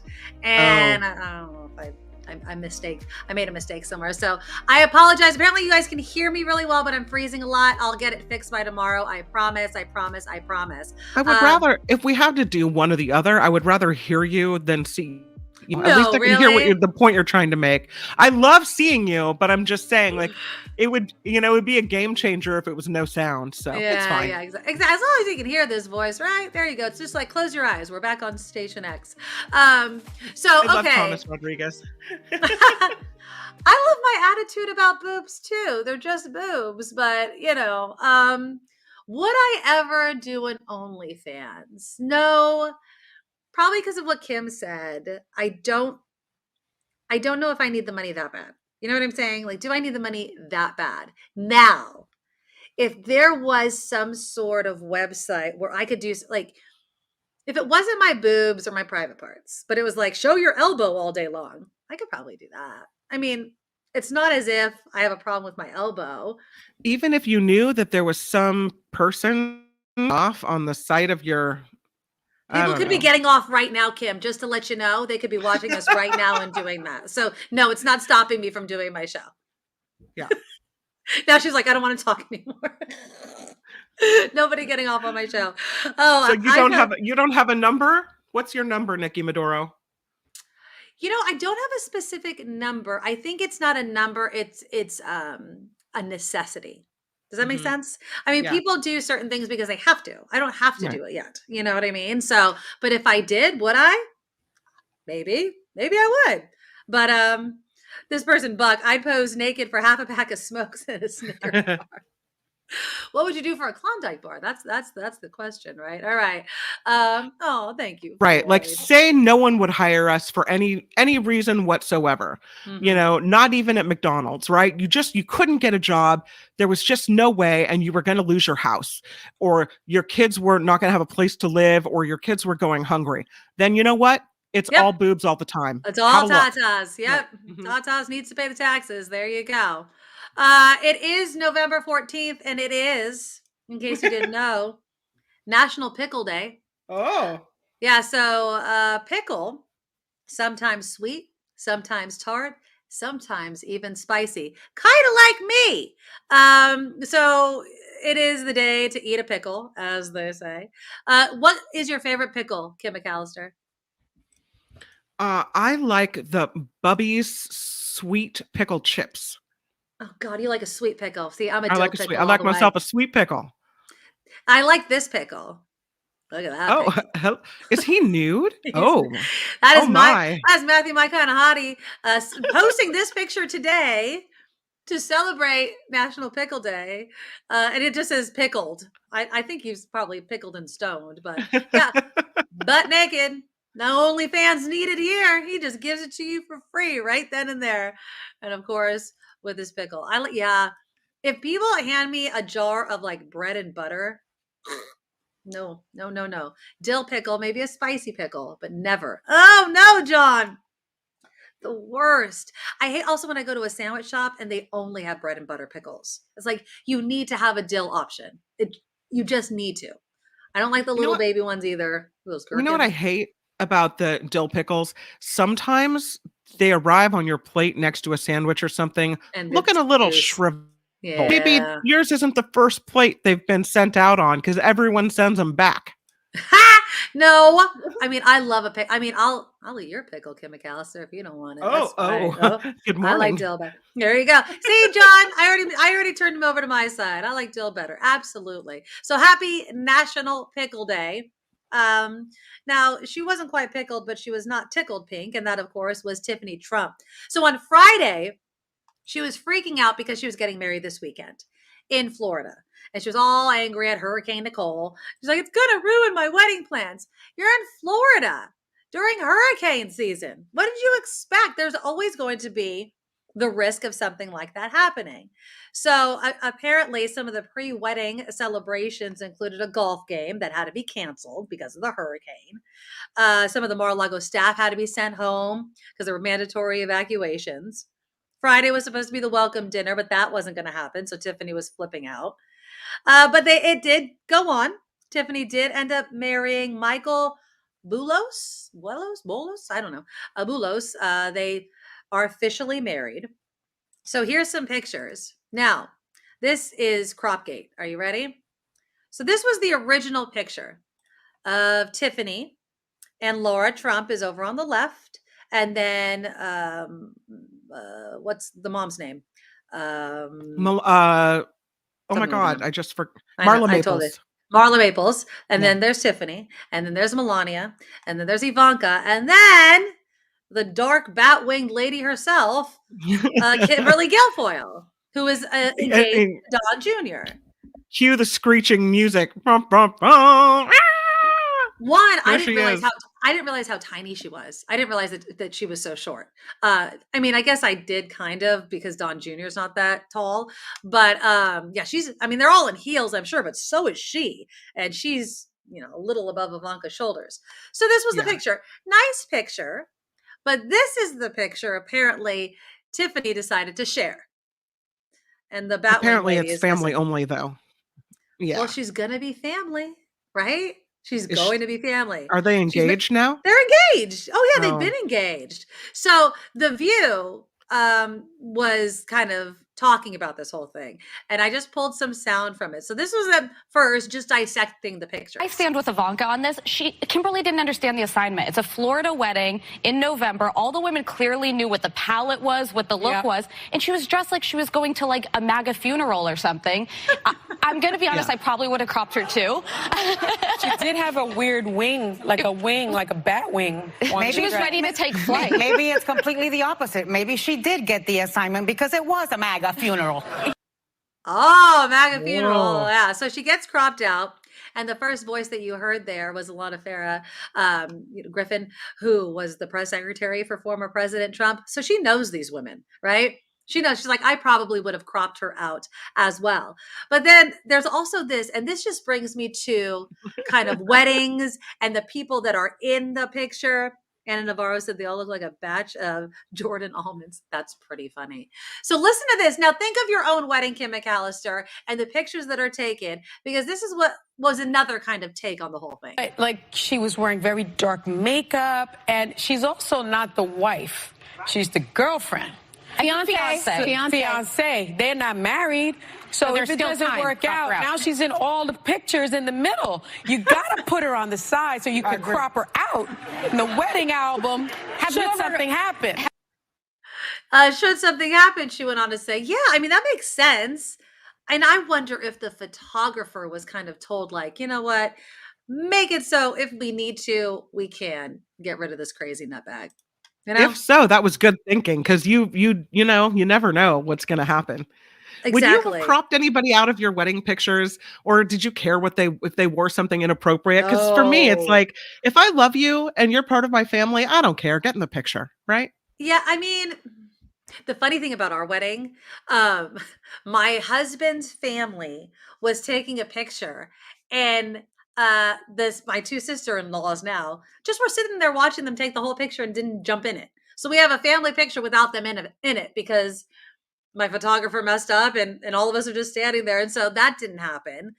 But no, I always see pictures as memories, right? And so Tiffany should look at that as, oh, remember when Don Jr. was engaged to that hag? Yeah, that one right there that's dressed in all black like she's at a funeral instead of a wedding. The MAGA funeral thing was hilarious, though. I did. Are you back in? Your am I audio here? cut out. Oh, I'm here. Can you hear me? Okay. Yeah. Okay, No, I good. can. Okay, good. Okay, good. Yeah, no, I think that, if it's a memory, why not just say, hey, remember when Kimberly Guilfoyle almost was part of the family? Or, God, Kimberly, why the hell did you wear that ugly dress? I just, but no, I didn't care. I didn't care what my bridesmaids wore. I just wanted them to be comfortable. They ended up getting the same dresses, which if that's what they wanted to do. John Slade, they could just change the color of the dress. I guess you could Photoshop it. I think it was more than just the color of the dress. And yes, the black or navy wasn't really appropriate for a Florida wedding, No. However, if someone shows up in a dress that's like whatever, and that person's part of your family and you're welcoming them, you don't crop them out. They're not welcoming her. Let me just put the dollar. I think that they know that Don Jr. is just out of his mind. And, Right. and yeah. Now, there's another wedding that's going to take place. Gene Simmons, Gene Simmons, from Kiss, of course. From Kiss, right? Yeah. He's 73 and his daughter just got engaged. He told the story. He's like, we were in Switzerland and Sophie and James, her potential husband, were there. But in Zurich, Sophie literally said, can we go out onto the nice sunset and everything? Let's take a family photo. And I said, sure. And as I was posing, James dropped to his knees and I gasped. He revealed that Sophie will say, I do early next year. He says, I'm not ready. 1 second, she's just a pair of cheeks with little legs walking around. Next second, she's a grown woman. I'm not ready, but it's happening. She's getting married and he's a great guy. I just thought that was so sweet. Oh, that is nice. I know. Do you remember? I mean, I don't know if I've ever asked you this or you already told me how you got engaged. Well, we kind of knew that we were ready and we went to pick out a ring and my husband had to put it on layaway and like pay it off over time. Yeah. So I knew it was like we were headed in that direction, but I just didn't know when it was going to happen. So I was working for KGO and I was working on the overnight shift. And he apparently called my boss at KGO, Paul Hosley at the time, arranged for me to have the night off. And then came home and he was going to take me to the top of the mark in the city, but he said he couldn't wait. So he proposed to me in our bed and then took me to the top of the mark where we had the most, it was the most romantic life. We were serenaded by this band who was singing just the most romantic songs and people were buying us champagne as congratulations. And it was just a really great moment. Oh, I love that. Yeah. How about you? Mine was kind of it was like a New Year's Eve type of thing. I felt like it was coming, but we weren't discussing it at all. And my husband just pulled out the ring at midnight and all of our friends were there because we were at like this huge party. And I didn't even realize it was happening until one of my friends was screaming. And I looked and yeah, he asked me. So it wasn't like the top of the mark or anything like that, but it was really sweet. And that's really sweet. And you guys dated like in high school and forever. So what a nice moment. Well, yeah, I mean, we dated for a few months in high school and then we broke up. But then, yeah, we were together the second time for 4 years before we got engaged. And so then another year. So yeah, we've been together for quite a while. So yeah, it was kind of, you better be proposing soon. I mean, geez, my God. Look at this story from Allison.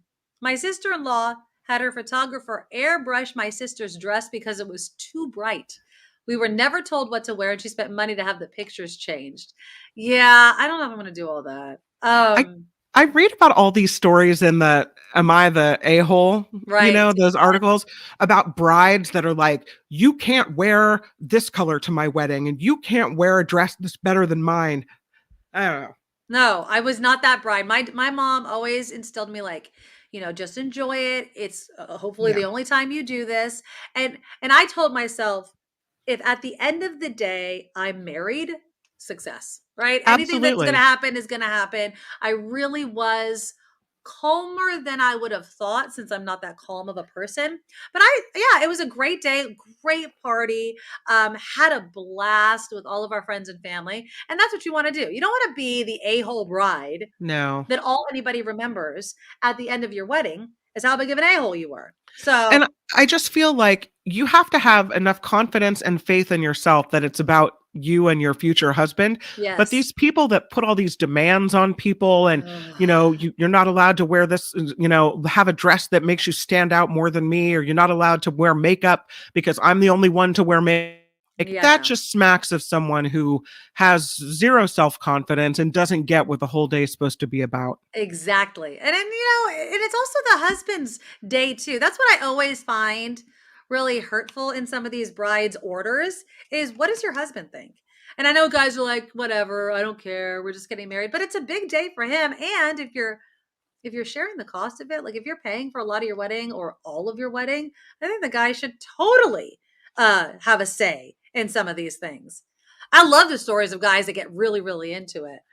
Oh, that's funny, David. I love that text. I'm sure Gavin Newsom would like to crop her being Kimberly Guilfoyle out of a lot of photos, especially that one that always goes around where like they're laying on a bearskin rug or something. You've seen that picture, right? I think they're at the Getty Mansion in that one. Is that where they are? I'm like, that picture one is weird. It just seems like a weird picture to me. But yeah.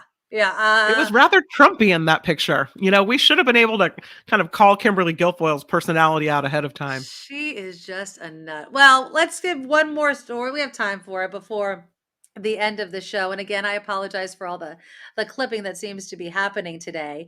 There was, here it is. So I teased it, so I'm going to get to. So this woman, she is on a flight from San Francisco to Chicago yesterday.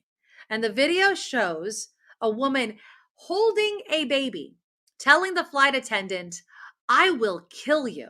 So apparently this was a red-eye flight, and this woman was watching, and it was actually when they were landing in Chicago. The flight attendant is trying to keep her calm. The woman who posted the video gave more details. She said, earlier in the flight, the woman was yelling gibberish that Jesus Christ, our Savior, was going to save us. And when the flight was preparing to land, the woman got out of her seat, refused the flight attendant's request to sit, and then that's when the woman started recording and started telling this flight attendant, "I'm going to kill you." We talk about teachers not being paid enough. It's getting to the point where I don't know why anyone wants to be a flight attendant anymore. I mean, I don't understand why they would want to put up with all of the crap that they do on flights. And you never know if it's going to happen or not. That's the worst part. You never know if this is going to be the flight where some crazy woman holding a baby is going to threaten to kill you. And do we just let this woman go with the baby as if she is not in any, altered state, or there's nothing wrong with her? Someone apparently thought that she had been drunk, but according to the woman that was recording, she said no, because she was accusing the guy next to her of being drunk. So that's a call to CPS, right? Yeah. I mean, right? CPS needs to meet her when she gets off the plane, because if you're going to be that strange, bizarre behavior, and you shouldn't be having a baby in your arms. That baby deserves to be, with someone that is more stable. Well, yeah, but I mean, how do you make the call right then and there? I don't think that that's going to happen. And then finally, speaking of things that some people don't want to see, Johnny Depp. I have not watched any of these. Apparently, Rihanna has these shows on Amazon Prime where she kind of shows off her clothing. This was the Savage X Fenty Volume 4 show. And last week, Johnny Depp made a bit of a cameo. I have the picture. Here he is. So there was like this whole video thing going around. Now people are upset that Rihanna put him in it. Has Johnny Depp been canceled? He was found not guilty, right? I mean, I guess she got paid out some in one case, but not in another with his whole lawsuit with Amber Heard. But is he not supposed to be shown anymore? I don't know what the rules are here. What did society decide? Is Johnny Depp on the job? I guess with all the, the allegations in the lawsuit about how he hit Amber Heard, and then you have Rihanna's past. So maybe that's why people that are activists against domestic violence were like, what are you doing? Right. Yeah, I mean, and I guess also Rihanna had her own domestic violence, remember, with Chris Brown, where he beat the crap out of her right before an award show, I believe. I forget which one. Was it the Grammys or the MTV Music Awards or something? But yeah, I mean, but again, you know, everything that came out during that court hearing that was watched by so many people, abuse, emotional at the very least, physical on both parts from Amber Heard and Johnny Depp, that it's hard to just call out one and not the other, right? So that's the problem I see with it, is you can't cancel Johnny Depp if you're not canceling Amber Heard, and in my opinion, neither has been really canceled. Nix writes in, the court of public opinion says he's always been strange, so easy to condemn, even if unfounded. Okay. Yeah, I don't think Johnny Depp is getting canceled. And I don't think that, and now somebody tweeted it out there like, thank you, but after this news, I won't be wearing the Savage X Fenty from Rihanna anymore. So now they're canceling Rihanna for putting a Johnny Depp. Were you ever going to in the first place? I mean, I can't afford it, probably. I mean, really? I mean, there's no way that that's going to happen. I love this. When we were talking about the woman on the plane saying she's going to kill the flight attendant. We used to need a Vax card to get on a plane. Next, I'll need my psych evaluation card. I don't know. We're going to have a shortage of workers on planes if that doesn't happen. Respectfully, Kim, but where will we get all our crazy people if we don't let crazy people raise children? That's from CJ. That's true. And who will we talk about, right, CJ? What will I fill my days with if not the nonsense from everyone else? All right. Click that thumbs up before we end the show. Thank you to everybody. I promise that my face hopefully won't be as frozen tomorrow. I'll fix my internet connection and I'll stop unplugging things as always. Please help donate to our Patreon. You can find the link at thenikkimedoroshow.com. That is thenikkimedoroshow.com. We appreciate everyone's help. If you're listening in the recording, you can always look at our super chat and donate to our super chat. Say hello to my daughter, Marley. Say hi. Hey. You're on camera. You know that, right? So she's homesick today. So, but hello, my love. So our Facebook Live is up too. We're doing that every day as well, but you can do the super chat in YouTube only. And again, thank you so much for everyone tuning in each day from noon to 2 as we continue to grow this show every single day. A big thanks to Kim, to our sponsor, Steve Moskowitz, and we will talk again tomorrow. Bye. Nikki, you're all so awesome. Miss Brown, like a beautiful blossom. You're also the best. I really can't rest. You're all so awesome. Wow. Okay.